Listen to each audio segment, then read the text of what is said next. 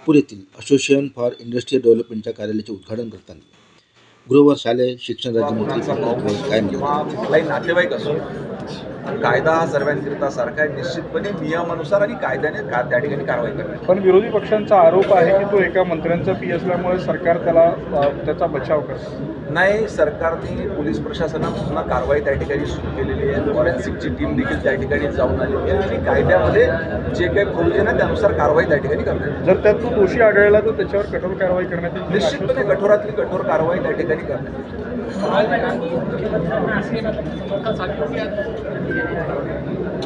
आपण बघितलं आहे की ह्या राज्याचं गृहमंत्रीपद जेव्हापासून देवेंद्रजी फडणवीस यांनी सांभाळलेलं आहे, त्या ठिकाणी मुख्यमंत्री असो किंवा राज्याचे गृहमंत्री म्हणून काम करताना अनेक नक्षलाईट त्या ठिकाणी आत्मसमर्थन त्यांनी त्या ठिकाणी केलेलं आहे.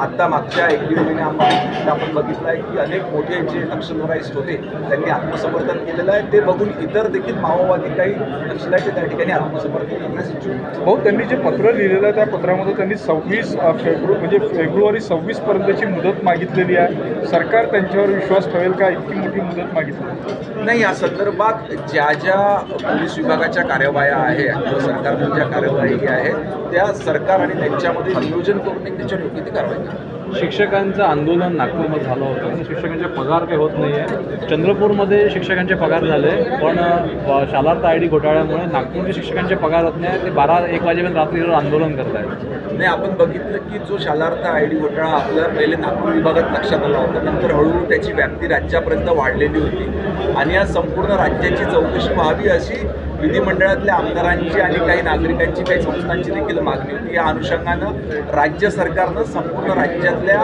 शालार्थ आयडी घोटाळ्याची चौकशी करण्याकरता SITचं गठन त्या ठिकाणी केलेलं होतं. SIT मार्फत चौकशी सुरू आहे आणि ज्या शिक्षकांचा याच्याशी संबंध नाही त्यांचे पगार शासन कुठेही त्या ठिकाणी रोखणार नाही. राज ठाकरे यांनी